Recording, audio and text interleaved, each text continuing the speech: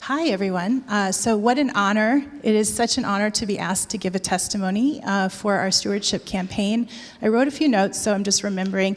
I chose today because it's exactly 5 years ago yesterday that I moved to the area to start a federal job. So I am indeed a furloughed employee, and I am feeling like the 5-year anniversary is, go more to the center. Right, thank you, Ron. Thank you very much, Robin. Yes. Oh, hello to everyone online, by the way, because I see Rob, Robin's husband, who is, by the way, he studies cosmology, or the cosmos. And I was looking at other people who are online who I've gotten to know. Tim, who is really a minister who wants to make sure that everyone who arrives here feels welcome. Carol, who has been a part of the church for a very long time. And I believe Sharon, who I don't know so well. But what really I wanted to give as a testimony here is about the people of St. Margaret's. So I came here 5 years ago. I was completely isolated. I had been a Peace Corps volunteer who was evacuated.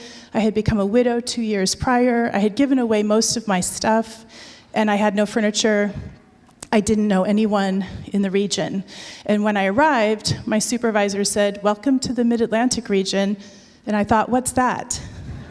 I'd never heard that phrase before.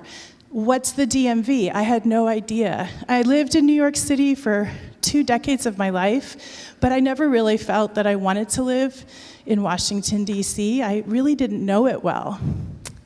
So after a month of feeling that isolation and knowing that I wanted to be a part of the Episcopal Church, I made a request to my network of friends. Can anyone help me find an Episcopal church or a Roman Catholic church, I'm still willing to go, that's actively anti-racist or working towards it in the Washington, D.C. area? This led me to Julie, I see Julie, who then said, "My church is wonderful." And I thought, well, my name is Margaret, so maybe I'll try it. I became actively engaged online on the evening of Compline, just before Christmas.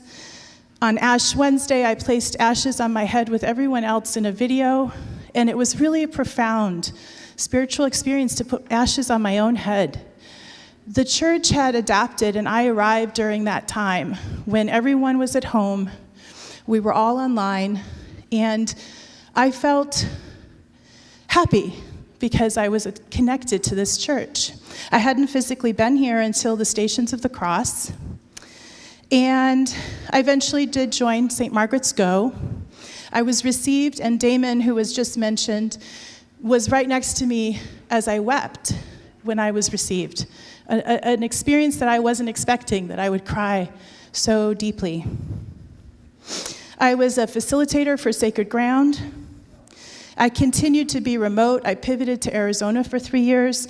I participated on the way with Ron, who is really almost like a spiritual, I want to say monastic for us in this community, but that seems a little weird. So let me just say a few things about the people of St. Margaret's. Here are the words that come to mind that I've found. Interesting, intelligent, compassionate, curious, steadfast, committed, introspective, grounded, kind, contemplative, experienced, and open. St. Margaret's became my Washington, D.C. With Lou, recently I learned about the history of the person who started Charlie's Place while washing dishes. Penny and I have become new friends in the ministry for our refugee family. But what I want to say more than anything, and this is my closing, while this church I've come to understand is historically significant, it doesn't amount to a hill of beans if you're not being actively the church today, which means actively grappling with itself, actively thinking about what it means to embody the gospel, even during difficult times. Giving financially means not taking this work for granted. It's a spiritual practice. It means being committed with hope that even the smallest or the largest act, all action, will make a difference, and we can be a part of this calling, which is to be the church, the body of Christ, the embodiment of the gospel, especially during hard days. Thank you.